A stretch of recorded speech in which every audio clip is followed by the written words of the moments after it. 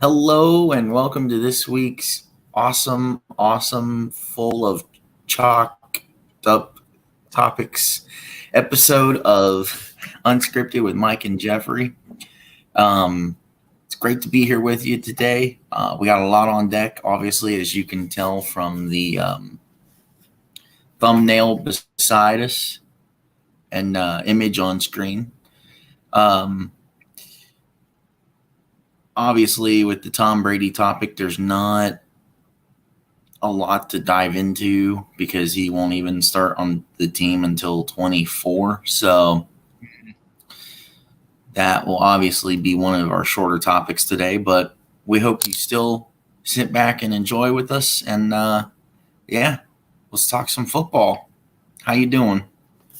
I'm doing great, man. I can't wait to talk about the alternative football leagues on screen, the XFL and the USFL. Looking forward to both. Obviously, the XFL sooner, but with Tom Brady, it's really interesting, man. And you're gonna be able to watch him on TV in a different way, in a little over a year. So it's gonna be, a lot different not seeing him on the field, but we'll be able to, hear one of the all-time greats, if not the greatest player to ever, play quarterback in the NFL. To break the game down. It's gonna be awesome. Can't wait to For get into sure. it. Oh yeah. So that being said, let's go ahead and let's talk about Brady. So I don't know about you, but I don't know how I feel about this. I mean, he's a decent person. There's things out there floating around. It's like, what do you believe? But Mm-hmm. the man is football smart. He knows his football. He knows how to break down plays. Do you think him calling a game would be similar to the way Tony Romo calls the game, or do you think he'll end up falling under the category of like everyone else? Because I think to a point that I had made it in a previous stream at some point, Tony Romo, to people's points, are calling and predicting what the play is going to be while calling the game before the play even develops. Mm-hmm. Yeah.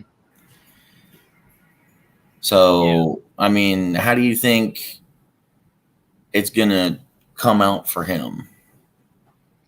Well, I mean, like you said, I mean, when you're a player like Tom Brady, who has basically gone down as the best quarterback of all time, especially with the Super Bowl wins, just his stats and the longevity of his career.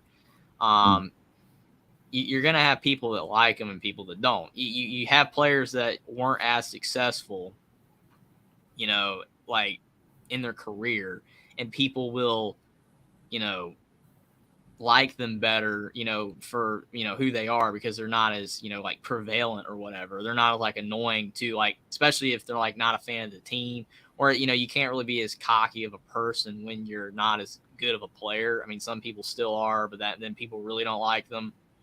Mm-hmm. So, I think that basically with Tom Brady, I mean, it's the fact that a lot of people who do not like Tom Brady probably won't like him as a commentator.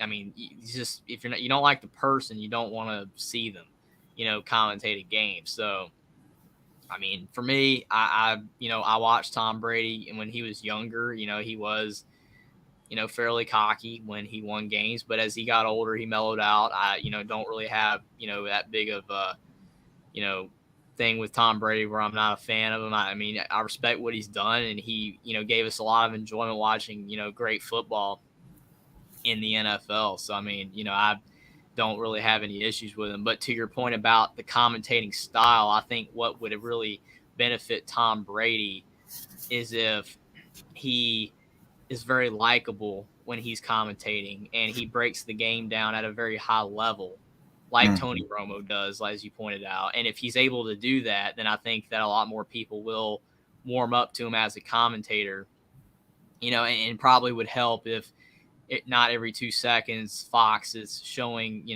highlights of Tom Brady's career or talking about all of his Super Bowl wins for people that aren't a big fan of Tom Brady, then it probably would help if they just more talk about the game that they're currently, analyzing or whatever, commentating about.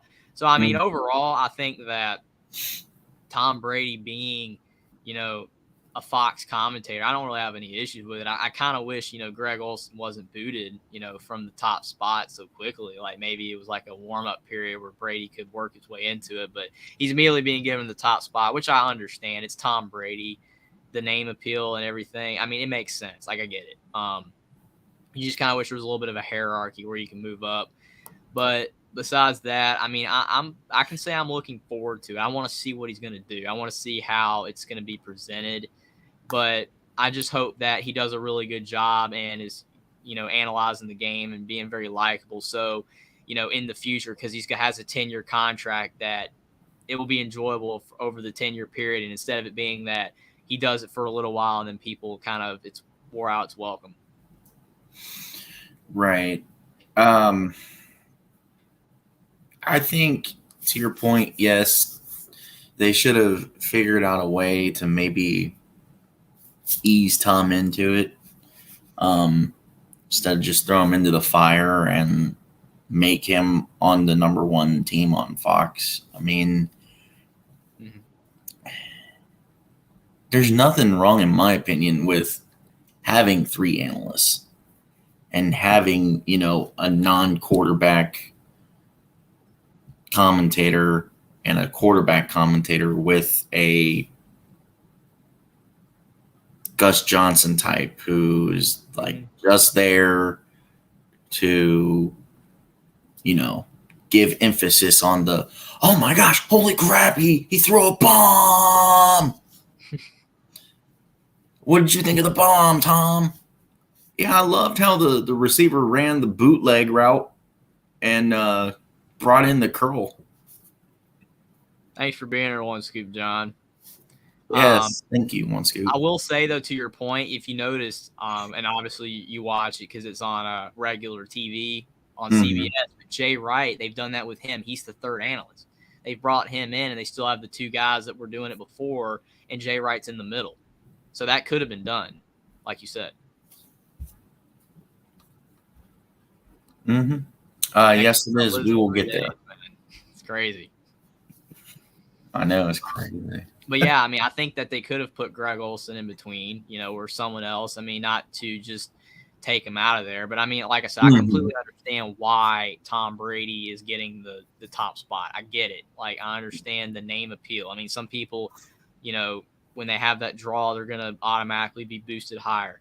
But I do kind of wish, like you said, that they would have the 3 analysts. I mean, maybe it's tougher for football. I don't know. But in basketball, the way they had it set up, you see the 3 guys on CBS, and it works really well. They all share the time, and and they bring up Jay Wright's past of him coaching, but it's not all the time. And it just, you mention it, and then the other 2 guys, do more of the analysts of the game. It just, to me, it blends really well. Yes. I mean, to your point, like the NBA even does it with NBA on TNT with Reggie Miller and the other 2. So, I mean, it can be done. It's just a matter of the network and the league wanting to do it. I mean, yes, Tom Brady, to your point, the big name appeal. And I think to a degree, we'll see more of a different side of Tom that we don't usually see. So, like, for example, I never cared for Tony Romo. Why? I never thought he was that good of a quarterback. And that's the other thing. A lot of people didn't like Romo just because he wasn't that good, per se. But with Tom Brady, it's because he's too good. Yeah, because he never won like that wild card game where he botched the kick, the hold for the kick against Seattle, and was like that short from getting the touchdown or the 2-point conversion. They should have won that game, realistically. It's things like that. Like Mark Sanchez, okay, he's more known for the butt fumble, and he was worse than Romo. in my opinion. Yes. Yeah, he got to 2 AFC championship games in a row, but it's the Jets, and the AFC was kind of wishy-washy at the time. My point is, like, I never cared for Romo, but I love watching Romo broadcasts because of the way he dissects the game. Yes. If we can get that with Tom, I think people are eventually going to come around. And like, okay, I didn't like Tom as a player because he won all the time. It's my reason. I don't care if it's a bad reason, but he's a good person or a decent person. And I just like the way he calls the game. There can be a difference. Mm-hmm. Yeah, I agree with that. I mean, it like I said, kind of to your point, off of your point, you have to be likable and you have to break the game down at a high level. And if Tom Brady does that, then over time, I think a lot of people that aren't fans of Tom Brady will end up liking Tom Brady if it's only just for his commentating, and that's it. The on the field stuff, they'll still have all the memories that they didn't like, but as a commentator, people will enjoy listening to him break games down. And I think that that's what Tom Brady's got to aim for. I think that's what Fox is aiming for. And Tom Brady, when you listen to him talk, I mean, he's very, you know, he's very intelligent. He talks very well, and so I think he's going to do a really good job. It's just about, breaking the game down at a high level and, doing it in a way that the majority of people like. Because I mean, obviously, no matter how much, someone, a majority of people like a commentator. Not everyone's going to like a commentator. You look at even Gus Johnson. There's some people that don't like Gus Johnson. I do. I do. I've always liked listening to him. Some people don't like Gus Johnson because, he makes a mistake every now and then, or he's too amplified. But I think it adds to the enjoyment of the game, especially when he's next to a commentator that's more of the breakdown, like Joel Klatt in football. He's I'm breaking it down, more flat, where Gus Johnson's oh man, I'm losing my voice hollering because there's a big touchdown. Like, that is a good contrast. And Tom Brady, he's just got to, be himself and do a really good job breaking the game down. And I think if he does, then I think that a lot of people will warm up to him. Like I said, even if it's just for commentating. Yeah. I almost wonder if to kind of get him in the groove and help him figure out his style and everything, so to speak, I almost wonder if we see Fox plaster him almost everywhere they can during the preseason for him to call as many games as possible in the 3-week span of preseason. Mm-hmm.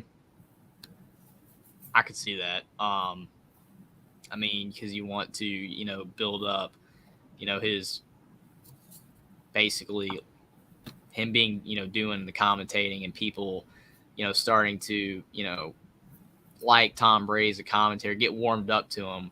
I just think that Tom Brady, I mean, he's going to do a good job, I think, no matter what. I think I don't think he would be doing this if he wasn't capable of it. I mean, he's, like I said, you listen to him talk, he's, he's an intelligent guy. So he's going to do a really good job. He wouldn't be doing this if he wasn't. So I just think that as long as he does a really good job, I think the majority of people will, enjoy his commentating. Mm-hmm. And it's going to benefit Fox and it's going to benefit him. So, that's a hefty contract. And I mean, I don't know if people realize this, but, his contract is with Fox. It's not with NFL on Fox. Mm-hmm. So I wonder if, too, we start to get, okay, Tom is comfortable on TV. Hey, Tom, here, in part of your contract, we need you to do something else outside of NFL. All right, well, I'll go do, a couple episodes on The Masked Singer on Fox, or let me go try to do something with, the one chef that I can't stand, Gordon Ramsay, and be on one of his shows for something. So we could see him randomly pop up on other Fox products because contract, yes, it's with NFL broadcasting, but at a finer standpoint or in a broader standpoint, it's with Fox itself. So, well, I mean, that could go one or two ways. I mean, just say that happens where, he is on the Masked Singer or whatever, or, I know, or, right? or some other show, like, Gordon Ramsay's, cooking stuff. I mean, if it's any of that, then I think that could go one or two ways. I mean, people could be like, wow, Tom Brady's doing something besides football, but it could also be where people are like, oh no, here's Tom Brady again. Because I mean, it's almost like with the Rob Gronkowski stuff. Now that he's out of football, he's on everything. He's in commercials everywhere, cameos everywhere. And some people really like it, but some people are like, oh no, it's Gronk again. It's kind of like, it could go one or two ways. You can, wring the well dry, or, or people enjoy the fact he's doing, other things besides football. I just think that, you're never going to make everyone like you when you're famous. That's Right. just I mean, and your approach to things aren't always going to be liked by people. Right. And I think, like if he has to show his face, for example, Gordon Ramsay or something other than football on Fox, I think it helps with the exposure, helps him with being comfortable in other things and being on screen. But to your point, if it's a lot to do with showing his face, it could be oversaturation. Mm-hmm. Whereas, like I started with Masked Singer because why? Dude, Rudy Giuliani was on Masked Singer at one point. And he ended up being on for a couple of episodes. Why? Because you're covered up and your voice is slightly altered, I think, so to make it harder for the judges to guess who is in the costume. Oh yeah, I mean, if they didn't do that, then I mean, everyone would probably know who it is. Especially if it's someone with a really recognizable voice. I mean, for sure. But yeah, I agree with you. I mean, I just think that it could be awesome to have Tom Brady do other things, but I think that they need to be a little weary of going overboard. Where he does too much and then people don't really like it that much. I do agree with you, One Scoot John, Gordon Ramsay. I mean, some of the stuff he says is hilarious. Absolutely. Yeah, I mean, it's going to be really interesting with Tom Brady. I'm looking forward to seeing how it works out in 2024 beyond, and seeing how he is as a commentator and potentially other things. But the reaction from people is going to be interesting to see if the majority of people like Brady doing all those things or not. That's going to be interesting. Yeah, for sure. All right. Let's talk about the next thing. We got XFL getting ready to start up. And in this segment, we want to look at the season as a whole. Does the XFL finally finish the season? If they finish the season, do they have a champion? Who will the champion be? I think the format for the playoffs is like the USFL was last year. 4 teams, 2 games, and then a championship game. So first, let's start with the overview of the season. How do you think it's going to go? What matchups through the 10 weeks are you excited for? And then once we both discuss that, let's talk about predictions like, okay, who's going to make the playoffs? Who's going to be in the championship? Who's going to win the championship? Now, obviously, all of those questions, are going to be so tough to answer because we haven't seen these teams before, play. Like these specific players playing for these specific teams this year. So it's going to be really tough to pick. I mean, I've roughly looked, done an outline of all the rosters. I made a video on it yesterday, XFL Preview. you guys want to check it out. But I mean, basically, we're not going to really have a good idea what these teams look like until they play. And now to your question about will the league finish a season, I mean, I think they would have finished 2020, but you know what happened. Everyone knows what happened in 2020. It was a very unfortunate, and the season got canceled. And Vince McMahon, basically gave up on it because he didn't want to take any more losses, which I understand. But it really hurt the league. But as long as something like that does not happen this year, and where, anything's getting shut down again or whatever, and you've got Dwayne "The Rock" Johnson owning this thing. I don't think Dwayne "The Rock" Johnson he's going to do everything he possibly can to make this work. Plus you got this league on ESPN and ABC. It's not like the Alliance League where it was on like CBS Sports Network a lot and FS1, where a lot of people don't have those channels. I mean, the XFL is doing a great job with putting this on ABC and ESPN. I mean, the USFL is pretty good with Fox and NBC too. I mean, that there's a lot of people would argue ESPN's better, but I don't really see a problem with Fox and NBC as well. Everybody has, the antenna channels or whatever you want to call them. But I think that as long as nothing crazy happens, this league will make it this year. It's going to finish the season. It's going to have a champion. And I foresee a second season because the USFL is in year 2. And the thing is with the USFL, last season, they had all the games being played in Birmingham, one location. This league, every single team has their own building, which is really important because you're going to have the fans from the local places, going to all the stadiums. Because that was the whole problem of the USFL. I'm like, it was really good to have it in one location because you're only having to pay money for one spot. You're not having to pay for all those stadiums, all that, the travel costs. That was great. All the players were at that one spot. But the issue was that you were only making money from fans in one game whenever Birmingham played. If Birmingham wasn't playing, there was no one there. So with the XFL, you're going to have fans for, filling up the stadiums at all these places. And I think more and more people are warming up to these alternative leagues now because people want to watch stuff. It's not the 80s and 90s where it's like people, when the off season was over, just didn't really care. I mean, they might have, missed sports, but I mean, they did things. I mean, people still do things, but people love just checking stuff out, watching TV, watching sports. If they're on the road, they can look at it on their phone. Social media is big, and that's what's helping these leagues as well. So just this day and age, I think it benefits these leagues more. And plus, there's so many players now that want to play, and there's so many players that are good enough to potentially play in the NFL, but there's not enough roster spots. Players are playing longer now in the NFL. So there's just a lot of room for these leagues to make it. And so I think the XFL is going to make it as long as nothing happens that shuts the season down.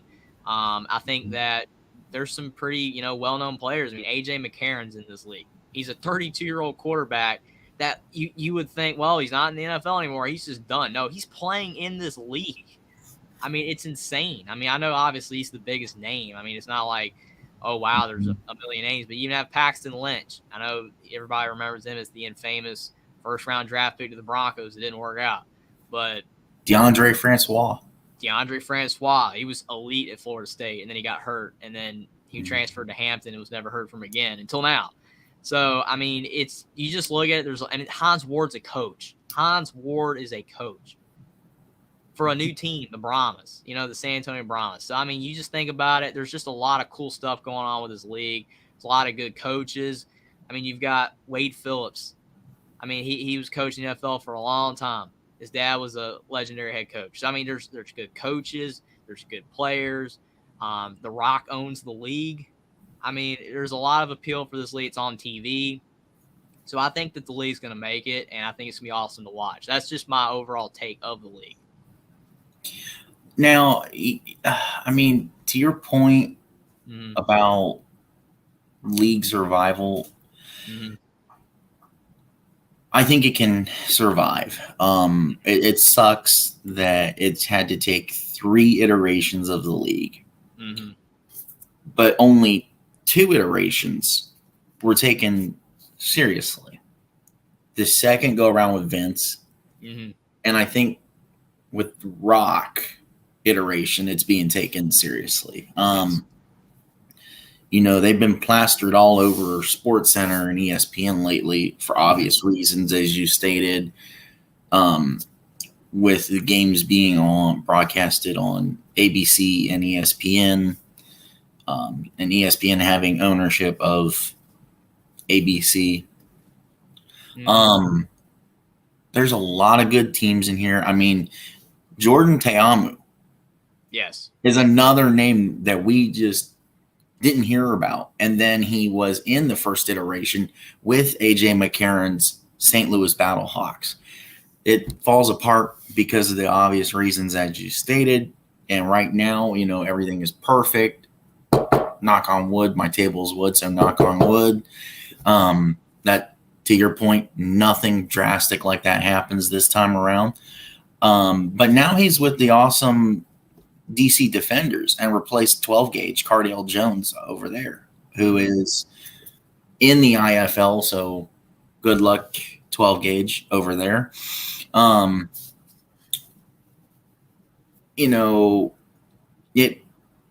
Both leagues, as we'll kind of get to, have good exposure.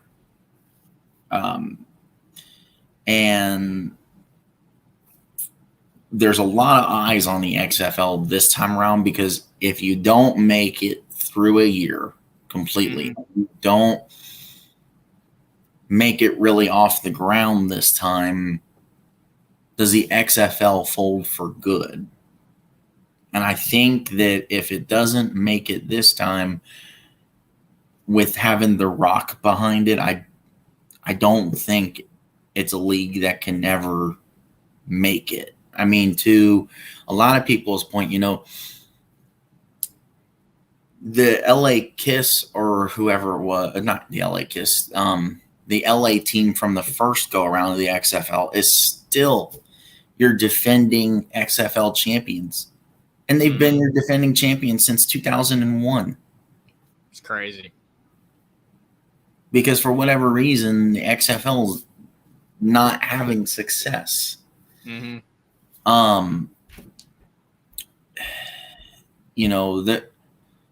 There's a lot of there's a few repeats, and it's because of having 10 teams in the league, which is fine.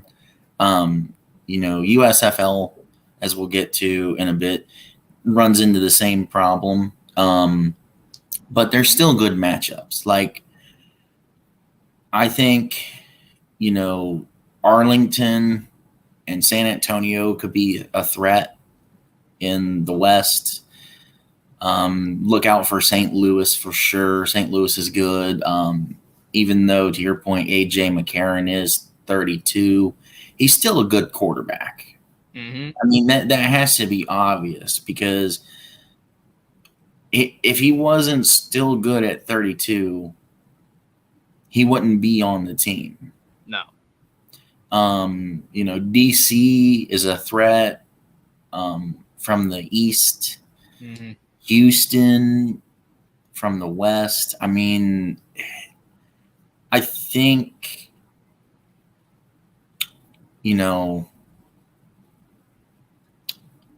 it's going to be tight more from, I think, the Western half than it will be from the Eastern half.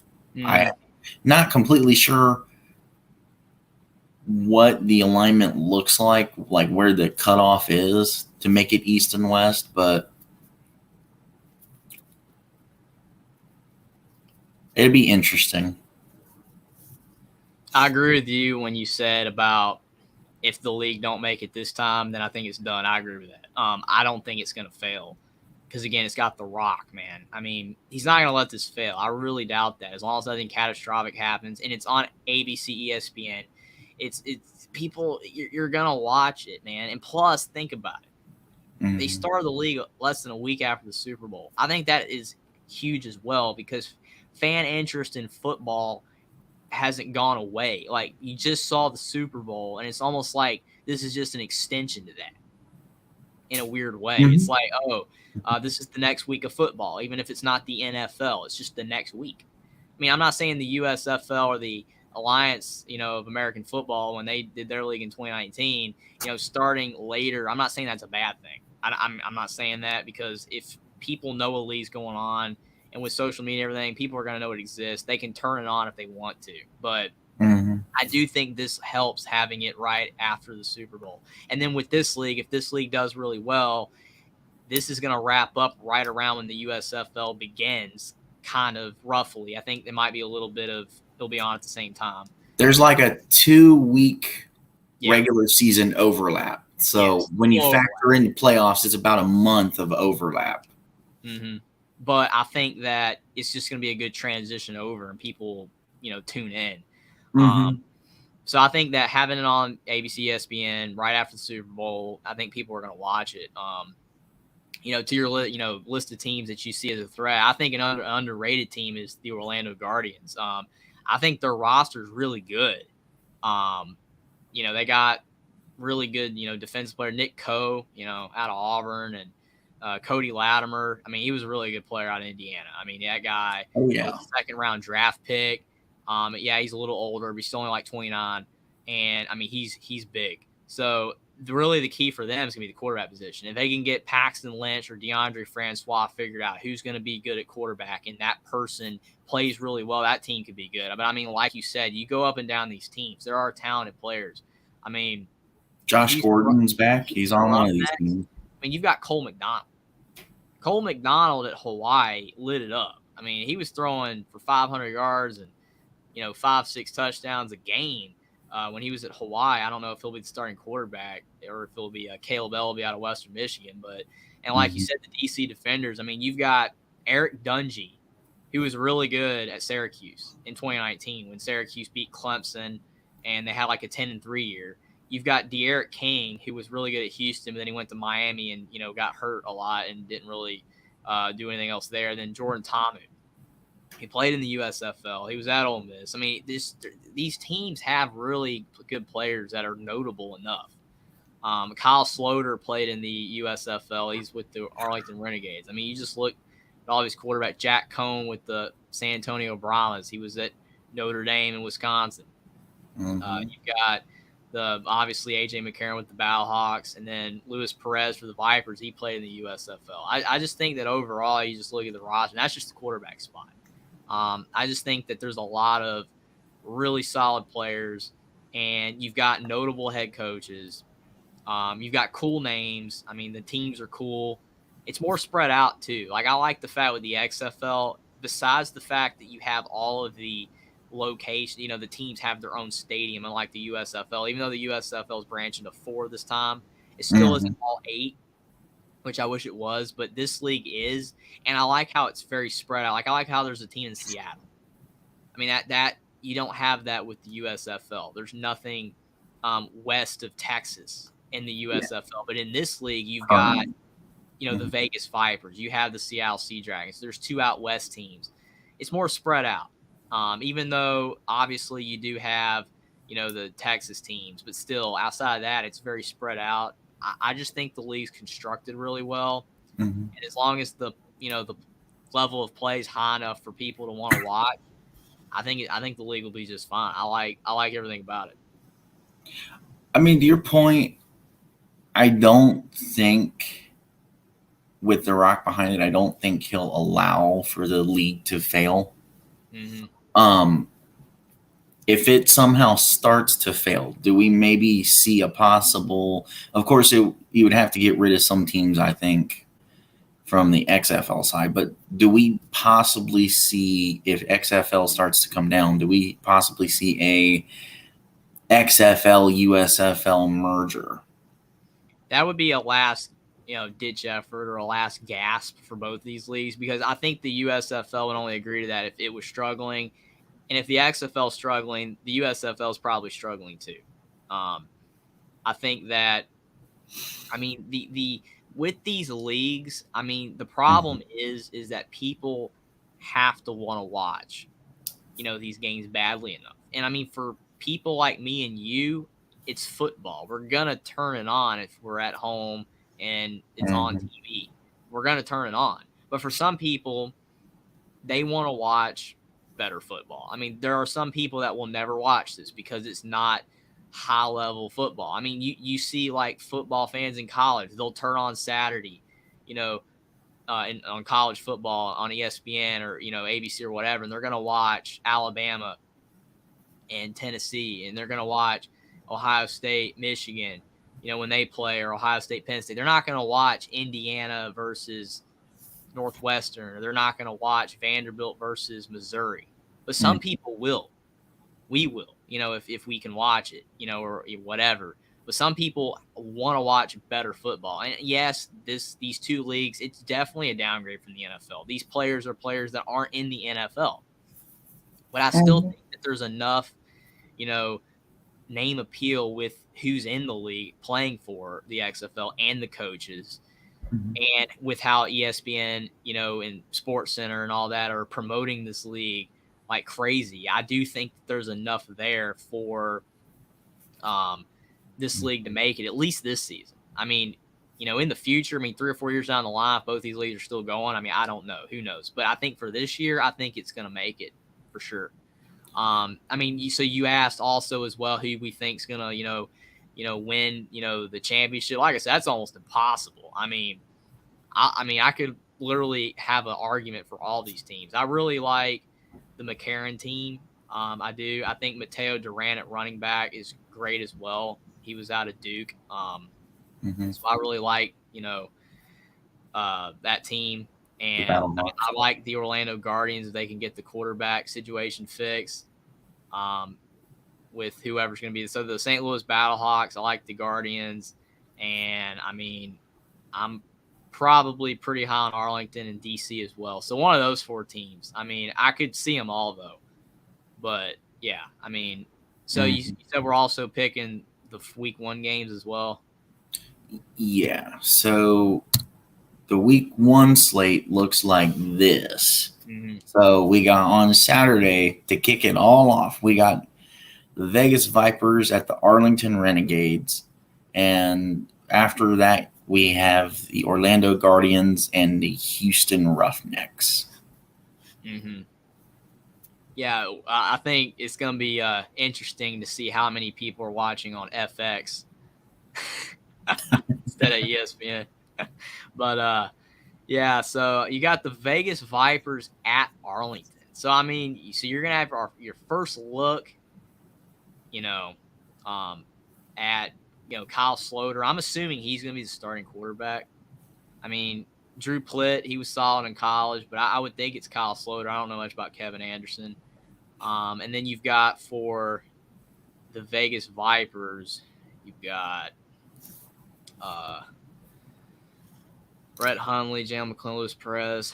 I think it's going to be Hundley, in my opinion. Hundley, yeah. That's a tough one. I'd probably go with Arlington on that one by 7. We're going to get a much better feel for these teams once they play a few games and we can actually see who's good. But I'll probably take Arlington like 24 or 17. All right. I would say I probably would go Vegas Vipers. 28-24. To your point, yes, it's probably going to be close no matter what. Because, week 1 jitters, figuring things out, finally playing televised live action. So, it's going to be that way across the board. To your point, we probably won't have a full feel for everyone until week 3. Our records are probably going to be bad on these until like week 4, and we're gonna like see some 0-3 teams. Like, oh, we're not picking them; they're 0-3 for a reason. So the next game, we got Orlando Guardians at Houston Roughnecks. I really, really like Orlando. I think they got a really good team. It's just the quarterback slot that needs to be figured out. So could be wrong, but I'm gonna take Orlando 21-14 over Houston. Oh, this one's tough for me because not the first, technically, if we want to be technical, the second iteration of this league, um, the 2020 version, I really liked Houston with PJ Walker. Obviously, he's not there this time. He's with Panthers. Yeah, he's with your awesome Carolina Panthers. And I still like them to make the playoffs. Again, I don't know the layout for the divisions because you can almost guess. The only outlier is with having the DC Defenders, which are awesome. But I think, Houston has the potential to be a playoff team. But oh my gosh, man, I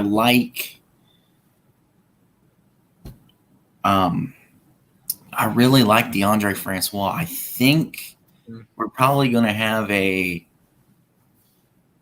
Paxton Lynch play one half, Francois play the other half. I think they may start the game with Paxton and finish the game with Francois. If that's the case, I think that when Francois comes in, he's going to take it over, and Orlando could create separation from Houston. I think Orlando will win this game. Potentially, you could see it being a higher, more separation, but I'm going to say 24-14 Orlando. I mean, I'm with you. I mean, it's literally, to me, it's going to come down to, with Orlando, you got to get the quarterback situation figured out. And if DeAndre Francois can play like he did at Florida State, now I know it feels a lifetime ago. Jimbo Fisher was coaching Florida State still, but still, that guy was really good. And they've got a really good team. A lot of notable players. I'm just, seeing, good things out of that roster. But if the quarterback situation is not figured out for Orlando, then they could be bad. But I think their upside is high. So I'm going to pick them. But to your point, if DeAndre Francois does not come into the game, very much, and Paxton Lynch is struggling, they could lose. But if they bring DeAndre Francois in, I think they can win. If it's at least a whole half. Yes. So that being said, on Sunday, to start off, we got the St. Louis Battlehawks, led by Mr. A.J. McCarron, going up against the San Antonio Brahmas in San Antonio, led by Jack Cohn.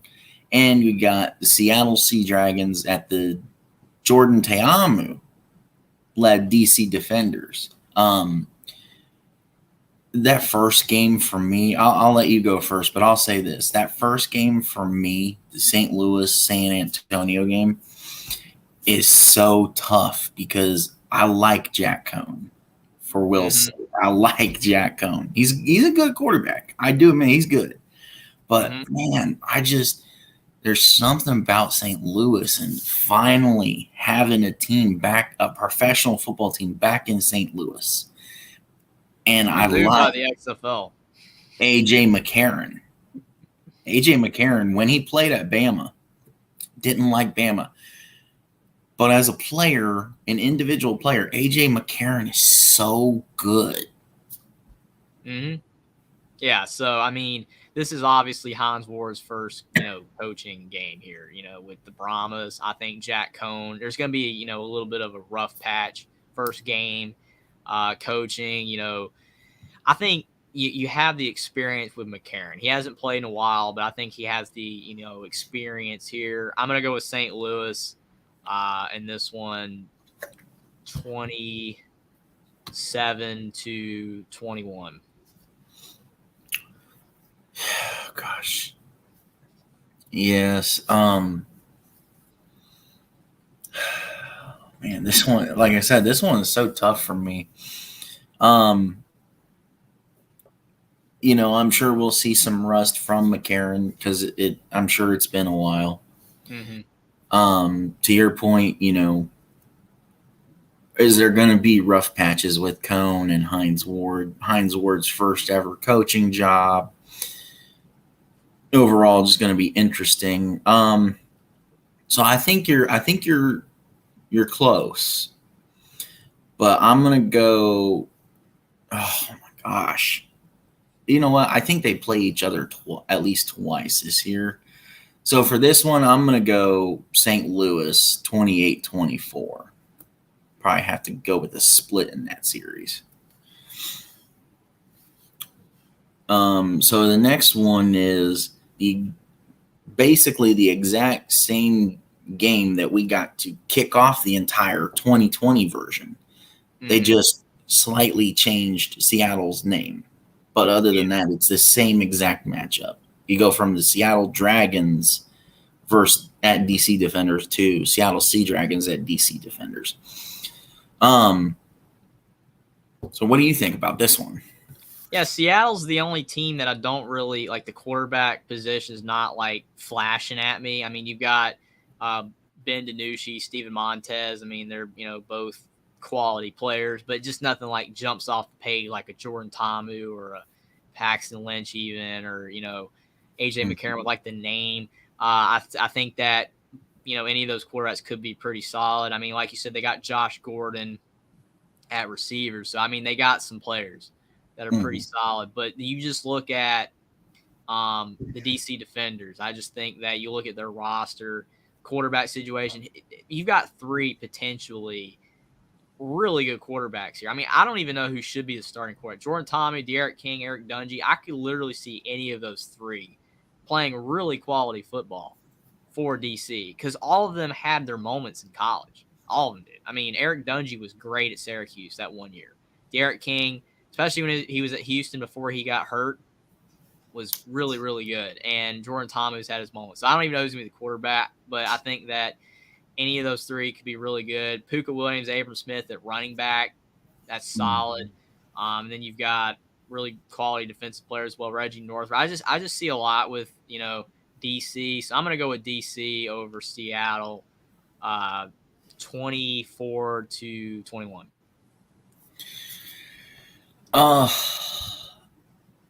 I didn't realize Derek King is on DC. To your point, Ben DiNucci is the only, like, realistically, if you look at all the quarterbacks, he's like the only average quarterback in this league as far as the starters or potential starters. As I stated earlier, Jordan was in this league in the second iteration in 2020. He was with St. Louis. So he does have that experience. Granted, it's a whole different team. It's different rosters across the board. I just really like DC a lot. Just overall. I know, yes, I'm sad that 12 Gauge is not playing for DC anymore, but he's on to better pastures where he can truly sling it around. I think because overall as a season, for Seattle to have success, it's going to come down to how good can Josh Gordon and the weapons that Seattle has make Ben DiNucci look. Yes. So I find this one to be the only one to be the closest thing to a blowout because you're having to find that rhythm between Ben DiNucci and the rest of the weapons. So I think DC runs away with this one. I'm going to say 24-7. I can definitely see that. I mean, I did keep the scores relatively close because it's week one and it's just so tough to know, how these teams are going to play. And usually there's like a rough patch because it's your first game. So you just feel like no one's really going to be clicking on all cylinders. But like you said, if I could see a blowout, it could be that game. Another thing, I know we're picking the games, but I think a really interesting thing about the XFL is as well, is how I did say that I think it's really good that the league is coming on right after the Super Bowl for people, that love football, and it's right after. So it's essentially the next week. It will be interesting, though, with, college basketball still on, because the USFL doesn't have that. There's no college Mm-hmm. basketball. I wonder how, like, a lot of people who transition from football over to basketball around this Mm-hmm. time because of the fact, like, it's over, how that's going to, conflict each other, because, like, these games are on Saturday and there's basketball on. Because, I Mm-hmm. mean, like, at 4 o'clock on ESPN is Kansas Baylor basketball. And you've got this game still going on ABC with Vegas and Arlington. That's going to be interesting to see how that clashes. I don't think the 8:30 game will be as big a deal because obviously there's not as many high quality matchups late at night in basketball. But that early game is going to be interesting. I think that it's going to perform well because Mm-hmm. it's the first game and a lot of people will be interested in it. But still, there's going to be college basketball that it's going to be interfering with. So that's going to be interesting to see how it does, with basketball versus this league. I mean, yes, to your point, and that's why I wish Mm-hmm.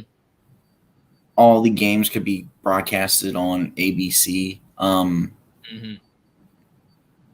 Because yes, I'm calling 3 out of the 4 games this coming weekend. The only outlier for me is Orlando, Houston, that I'm not gonna call. Um, but I usually don't have access to cable. This weekend I will, and that's why I'm going to be able to call Seattle, DC. Mm-hmm. But that's where, and still to your point, yes, it'll still clash with college basketball for the antenna folk Mm-hmm. like myself. But I think that's where the ratings will stay okay-ish, Mm-hmm. where it won't really be impacted because, I mean, would you rather watch a football game or, for example, if this would have been on, if Seattle, San Antonio would have been on it at 1 o'clock on ABC last weekend, would you rather watch a football game, an equivalent to like a semi-pro football game, Mm-hmm. or would you rather watch on CBS one average and one in the dumpster fire team, Michigan State, Ohio State basketball game? I'd rather watch the equivalent to a semi-pro football game. Yeah, well, I mean, that's completely different. That's why I did bring up with Vegas and Arlington that at the same time you're going to have Kansas Baylor. That's different because you've got a Mm-hmm. top 10 college basketball matchup going up against the XFL's first game. That's interesting. Now, to your point, I mean, CBS, it's really bad with the Big Ten this year because, like, Ohio State in general is a team that a lot of people thought was going to be a really good Big Ten team this year. So they've put Ohio State on CBS several times this year when they shouldn't have been. I think they play Purdue coming up on CBS, and more likely that's not going to be close. Yep. I think that's why, to me, and I know this has nothing to do with what we're talking about, I still believe that college basketball needs to be like college football, where you schedule the games 2 weeks in advance and you schedule the games based on how the teams are performing. Mm-hmm. So if a team's performing better, like when Indiana was doing well in 2020, they were putting the games on ABC because they were playing well instead of it being normally on Big Ten Network. In college basketball, they schedule the games and put all of the slots and the TV network designations in the preseason. To me, that is an error. You need to put the best games possible on those days, and even move them around if you have to. I mean, like, you could put a better game from the Big Ten on CBS than Michigan State, Ohio State. Yeah. I mean, even Indiana, Michigan, that wasn't, maybe the highest quality matchup ever because Michigan was 14-10. It ended up being a good game, and it probably would have had more appeal because it was Indiana, top 25 team on the road, than Michigan State, Ohio State. That's my issue with basketball scheduling, is that they do it in the preseason, and a lot of teams that end up not being very good are still getting all the great slots because of the fact they had that in the preseason. Whereas like Kansas State was on ESPN Plus because people thought K-State was going to be bad, like always, but they were really good. And then you had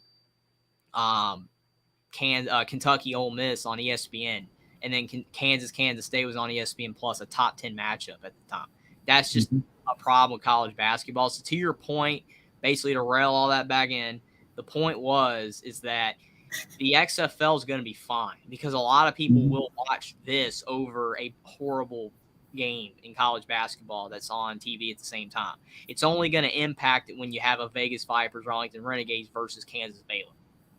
That's when it's going to be possibly affected. Only great games. Yeah, and to your point, I think the only way that you could save the ratings factor would be like just pray to God that Kansas or Baylor creates separation from the other to the point it's like, okay, there's enough separation here. Let me go flip over to ABC because holy crap, Vegas and Arlington are in a neck and neck and it's coming down to the wire. Yes. Whereas, you're starting to lean towards, okay, it's obvious that this team or this team is going to win for Kansas Baylor. Mm-hmm. So that's kind of what you want to hope and pray for, because until that happens, you're probably going to see like the type of person that I am, where it's like, okay, you've got the big basketball game that we have to pay attention to for obvious reasons. Mm-hmm. And you've got the XFL game that we want to pay attention to because we love football.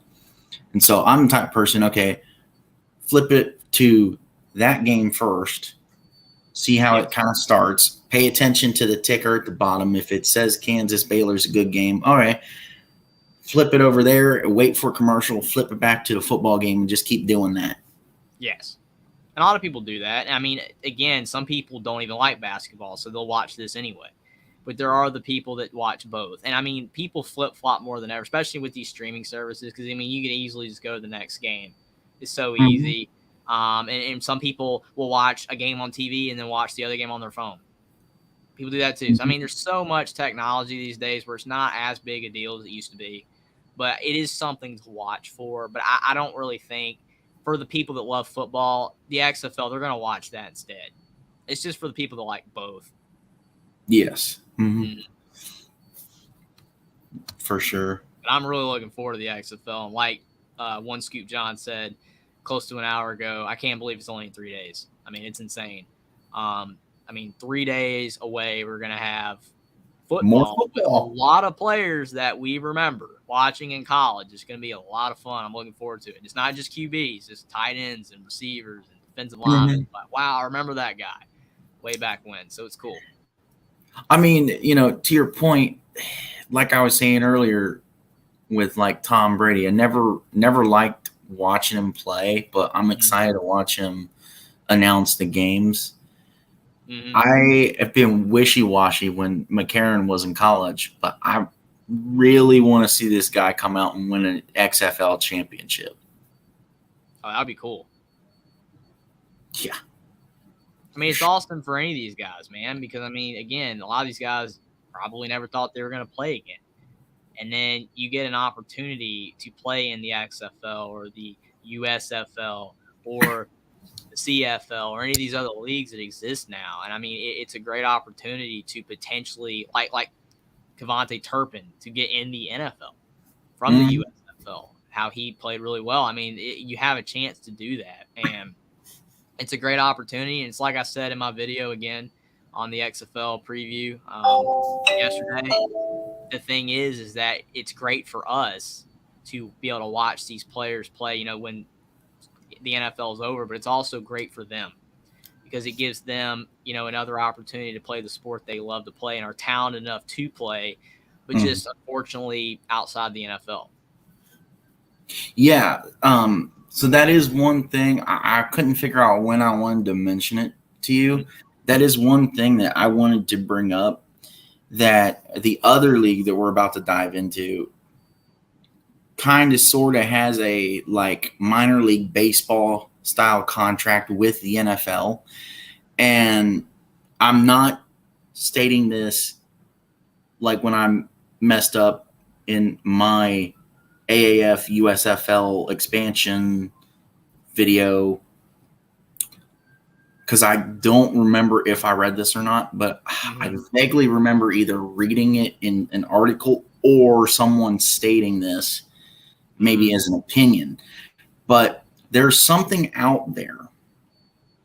don't remember, like I said, don't remember which way it is, but there's something out there of possibly the XFL trying to get a contract where it's like a minor league for the CFL, because that's the other way that these leagues are going to survive. And that's the difference too, is in my opinion, and I guess we could talk about this more when we switch over to USFL, the marketing. Yes. Yes, the Super Bowl was on Fox, and that's why we saw more USFL ads on, during the Super Bowl, and we didn't see any for XFL because of the cross branding between Fox and ESPN. But to a lot of people's point, I know you don't personally because you don't have much time really anymore, but like if you listen to or watch any of these YouTube channels or podcasts when they're like USFL specific, Fox is all in on the USFL. Fox wants the USFL to succeed. The trick is, where's ESPN on the XFL? Does ESPN want the XFL to succeed? To be able to broadcast more football, I would assume that they do. But yes. Are they going to handle it properly? Are they going to do it right? Because the format that Fox is taking, they're already talking about, for USFL, they're already talking about expansion either next year or 2025. If we get out of season 1 for XFL, do we slowly start to hear, okay, expansion, talking about who do we want to bring in? I would hope that they would expand, because it would give more players opportunity and there'd be more matchups. That'd be really cool. And the other thing too is, like, yes, you and I both, I think, agree. We would love to see some of the AAF teams come back. For the AAF, my favorites were always Orlando Apollos, Arizona Hotshots, and then at the end, I started to like, the San Antonio Commanders, which they would have to go somewhere else because you got the Brahmas in San Antonio already, and the San Diego Fleet also. Yeah, and you mentioned Orlando, so you already have Orlando Guardians in the XFL, so you'd have to. If it would be the USFL, it'd be a little different, because I think if I recall, the USFL got rid of the Orlando team, and now it's Memphis Showboats. It was a Orlando team, but they got rid of it. The Tampa Bay Bandits. Oh, Tampa Bay. Yeah, that's it. Tampa Bay. I knew it was Florida. Sorry about that. But you're good. But yeah, the thing is that, to your point, it's how these networks are marketing this, and it basically that these are developmental leagues, because you have the G League for the NBA. And the G League is basically the developmental league. It would be cool to have a league like an XFL or USFL for basketball, but there really hasn't been, because you have the G League. I don't know if there ever will be, but these leagues kind of serve what the G League is. And plus, football, there's just so many players playing it. Like in basketball, people are just, content with, they're going to go to Europe. They're going to go to China to play basketball. Some other country to play basketball. Whereas here it's like, these leagues are for you. I kind of wish basketball would do the same, so a lot of these players could play here as well. But you had like NFL Europe for a while, in like the 2000s and stuff, where it was kind of like the developmental league, but the NFL they don't do that anymore. And then like now it's like the CFL, the XFL, and the USFL are like the developmental leagues for all this stuff, which is just really interesting that the basketball don't have that, because it's just the G League and Europe. Right. Speaking of developmental leagues, the one that more people are excited about, they're more pumped about, which is crazy because it don't even start till like what, April? Yeah. So to your point, there's been two big things that come out of the off season for USFL. You got Tampa Bay going on hiatus, and bringing in the Memphis Showboats. Actually, there's technically 3. So Mm-hmm. you've got that. You got the Maulers changing their colors. That was pretty big because you go from the orange and purple, which was weird, and I have no idea why or how they came up with that color scheme, to the traditional everyone that plays in Pittsburgh minus the Flyers. No, that's Philly. Sorry, everybody. Sorry. Everyone that plays in Pittsburgh uses the same color scheme, black and gold. So they finally donned the color scheme. I like the purple. I mean, the orange was interesting, but I thought it was cool. I like purple as a color. Mm-hmm. So I mean, it'd been cool if they could have found a way to incorporate like yellow and purple, but I guess it wouldn't have worked. I mean, you do have that with LSU and ECU in college, so it would have worked. It looks cool, but I guess they didn't want to be like repetitive. And to your point, Pittsburgh has that color scheme, but I did like the purple. Oh yeah, for sure. I mean, I did like the color scheme. Mm-hmm. You know, it was the first iteration of the Pittsburgh Maulers, so obviously, you know, it'll always have a special place in our hearts for us that really care about this league and want to see it succeed. Mm-hmm. So you've got that. You've got the addition of the Showboats, freaking awesome, and you have the location expansion. To your point, we have the hubs now. You've got the Philly Stars and the Michigan Panthers playing in Detroit, which for some reason I kept thinking that it was Pittsburgh in Michigan. Yeah, I was gonna get to that, but since you brought it up real quick, I don't understand that because it's like Philadelphia is farther than Pittsburgh, and yet Philadelphia is going all the way to Michigan. It's funny. Be their home team. It's like okay. Then you got Pittsburgh, yes, and New Jersey, playing in Canton. So I'll probably be spending a lot of time in Canton this summer. I don't know about that, you know, with prices and everything. I'm gonna at least try to go a couple times, see the teams I actually want to see. Then you got the Showboats and the Houston Gamblers in Memphis. And you've got the defending USFL champion Birmingham Stallions and the New Orleans Breakers in the Birmingham hub.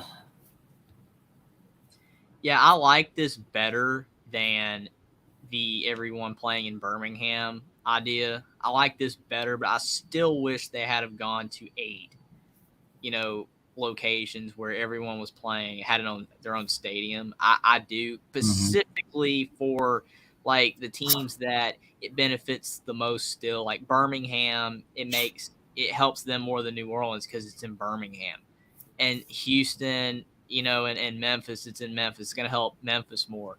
Pittsburgh and New Jersey playing in Ohio is going to help Pittsburgh more, and Michigan and Philly is going to help Michigan more because it's being in Michigan. I still wish that they had have gone to 8 locations, and maybe they will eventually. I know they're doing it for cost cutting. I get it. And they knew that the one location wasn't going to work. Yes, it was very cheap to do because you only had to pay for one spot and everyone played in that one spot. So it was very cost effective, but you only had fans for one team. And I mean, to your point, yes, mostly. Sorry to cut you off. Yes, mostly, but I mean, Tampa Bay is not that far from Birmingham to a degree. New Orleans is like a 4 or 5 hour drive.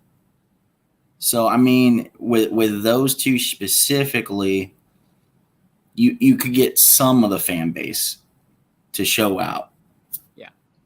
It was easiest was when you had it all in Birmingham. The easiest fan base to bring down was Birmingham, obviously, then New Orleans, then Tampa Bay. Yeah. Other than that, yeah, your point stands for the rest of them, for sure. Yeah, I mean, roughly, there was no one else there. I mean, to your point, if you want to get really technical about it, there was still some from the others. But for the most part, there was no one else there. And that wasn't making them money. So this is better. to have the hubs or whatever. This is better because you have, I mean, at least technically all of the teams are within driving distance, but I still wish that there was all 8. But I think eventually it will happen. Like if this, does really well, and plus when they expand, they might go to all the teams having their own location, or they might still have the hubs where like still 2 teams or where it's the closest do it. I don't know how they're going to do that, but this is a step in the right direction from where it was before. And at least you're going to have fans from every team there. It might not be like for like Birmingham, that will be loaded. New Orleans, it won't be as much, but they will be there. So I think it's good that they did this. It's definitely better than the first season, but I hope they eventually go to the XFL where they all have their own locations. But this is better. So, I mean, since you brought up expansion, we can talk expansion. Do you see a point where we get to something that resembles like 1985 USFL, where you have Birmingham Stallions, New Jersey Generals, Memphis Showboats, Baltimore Stars, Tampa Bay Bandits, Jacksonville Bulls, Orlando Renegades, Oakland Invaders, Denver Gold, Houston Gamblers, Arizona Outlaws, Portland Breakers, San Antonio Gunslingers, and the LA Express. Obviously, Baltimore is now Philly, obviously. Yeah. Yeah, and didn't you say what was Portland's last name? Portland Breakers. That's which obviously is now New Orleans. Yeah. Yeah. They've reused the names for different locations on several, like you pointed out. I mean, I could see it. I mean, I could see them expanding. I mean, like I said, if they expand, it's going to be interesting to see if they still do the hub system or if they go to every team having their own, stadium. That will be interesting. But it's definitely going to have to be – they're going to have to be able to have enough money to expand. That's the key. Because if they have enough money to expand, then I think expansion is good because people like leagues that have a lot of teams because you have a lot of different matchups. You have a lot of different fan bases. You'll be able to reach more of the country.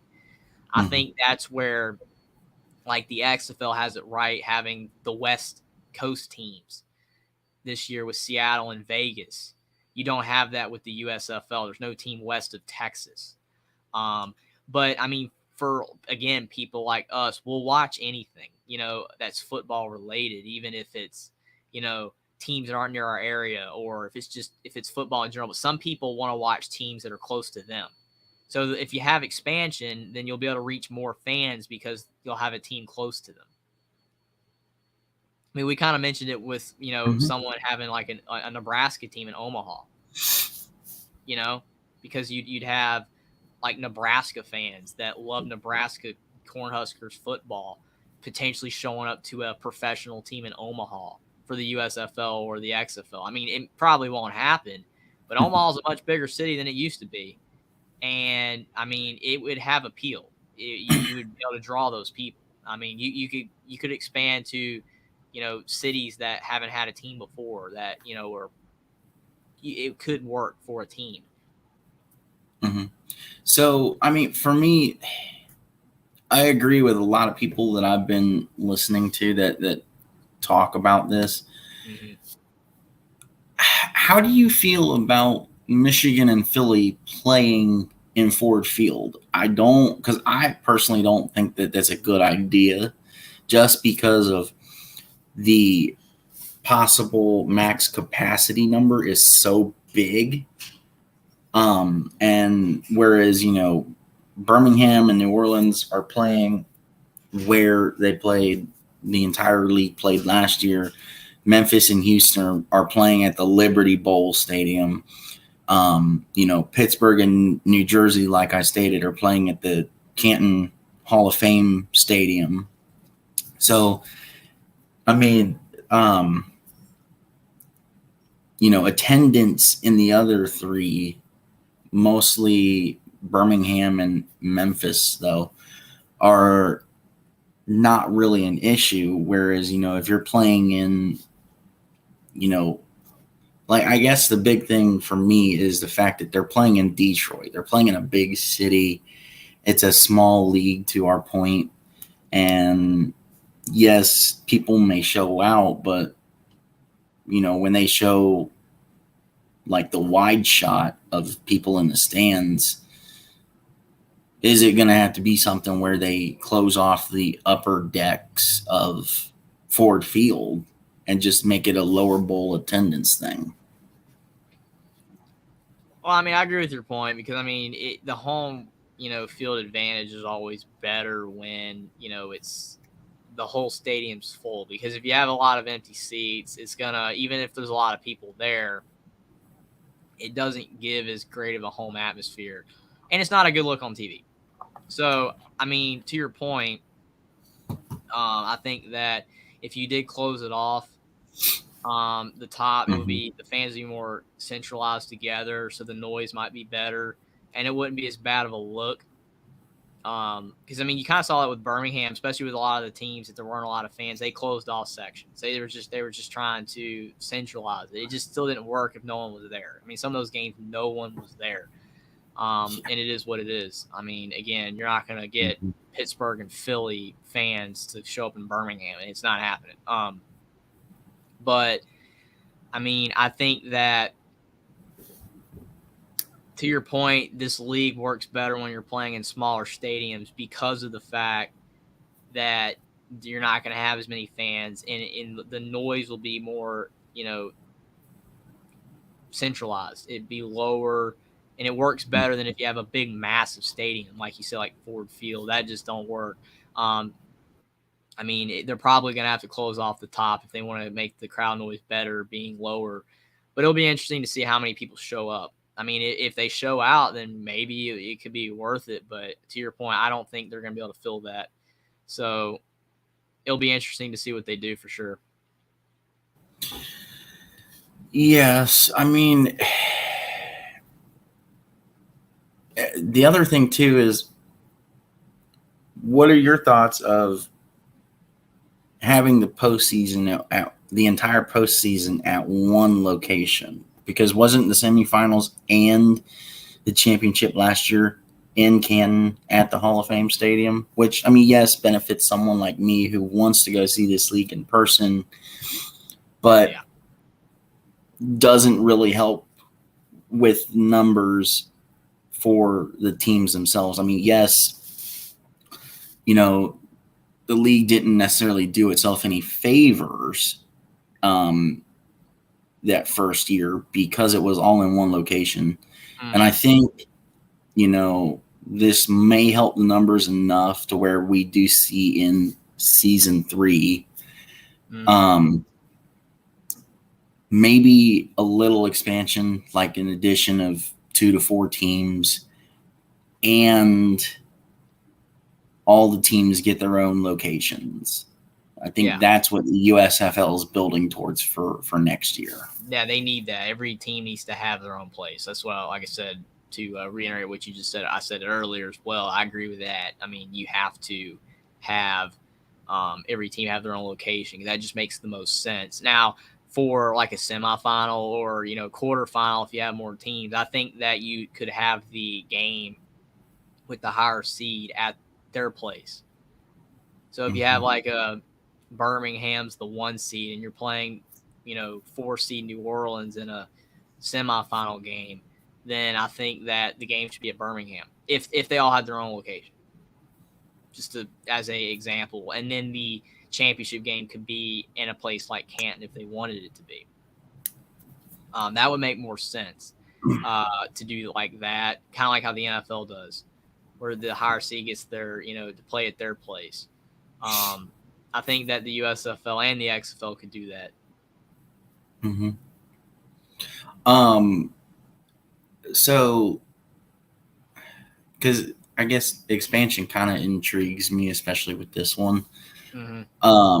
But how far of expansion, as far as like number of teams, do you think it would take before we get an expansion on the playoffs?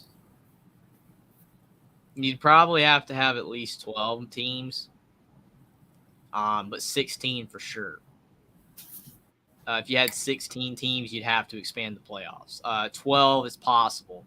that they could go to more matchups. But with 16, you'd have to have extra games. Too many teams, Right, too many teams worthy of it, and you'd have more matchups at a quarter and mile. I mean, like, for example, the CFL has a number of teams that they have, and yet like 6 teams make the playoffs. So, I mean, to your point, for that league being as small as it is, for example, at like I think 12 teams, and having the best team in the West, best team in the East, with one quarterfinal game between the number 2 and number 3 best in each division, then playing in the semifinal games, it works. And the other thing is, if you go to 12, do you, let's say, for example, even though neither of us want to see it happen, let's say, for example, the XFL falls apart somehow.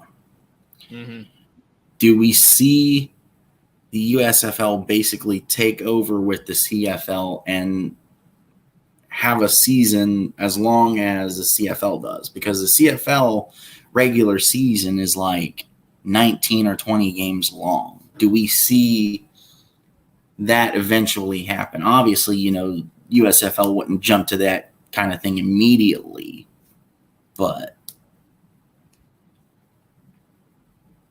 yeah, to your point about that, I mean, you could make the season longer if you have more teams, because you could have more matchups that are not repeated. Because I mean, like with these 2 leagues here with 8 teams, you can't, have a 20, game schedule or something like that with 8 teams. You'd be playing the same teams like 3 or 4 times. It's just not really feasible. But with more teams, you could. So I agree with you. I think if you have 16 teams in a league, whether it's the XFL or the USFL, you could go longer. I mean, for sure. You wouldn't have as many repeated matchups. And I mean, I think that having the season longer would only make sense if one of these leagues makes it, because of the fact, and one don't, because as it currently stands, you're technically, if you're someone that looks at both of these leagues as basically the same thing, then you've got 20 weeks of this.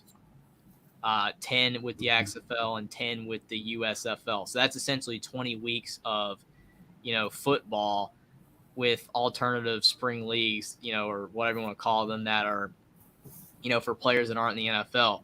But if one of these 2 folds and there's only one left, that's where it maybe would make more sense to have, like either the one league and take the other teams from the other league, or just add teams yourself and go to like a 20 game schedule, or even 15 or 16. It doesn't have to be 20, but like 15 or 16 games or something like that, because of the fact that the other league's gone. Because right now you have 20 weeks of football with these 2 leagues. So essentially there's your expansion, of your schedule, is now the XFL exists again, and these 2 leagues are going 10 weeks apiece. So it would make more sense for one of the if one of the leagues is going to have that long of a schedule, for the other to not be there. Yeah, that makes sense. Because I mean, like, for example, as to why like the CFL is so long, your only competition at the time is arena football. And how often do they really televise arena football? It's usually not very often, like one big time game a week, and almost every playoff game, especially the Arena Bowl. Plus the CFL, if you look at it from, where it's located, I mean, Canadian people are only going to watch that. Yeah. I mean, we watch it too, but it's like there's other stuff on as well. I mean, we're watching NBA, when it starts and stuff like that. And, and some people watching baseball heavily that are baseball fans. I mean, there's more still competition with other sports. I mean, people that like football will turn on Canadian Football League, but in Canada, Canadian people are watching the CFL.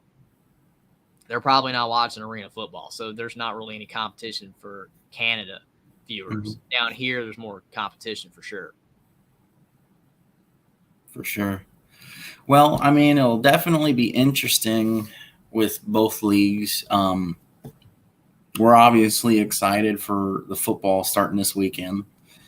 Go Defenders, go Battlehawks, and go Roughnecks, even though I think I took Orlando to beat the Roughnecks.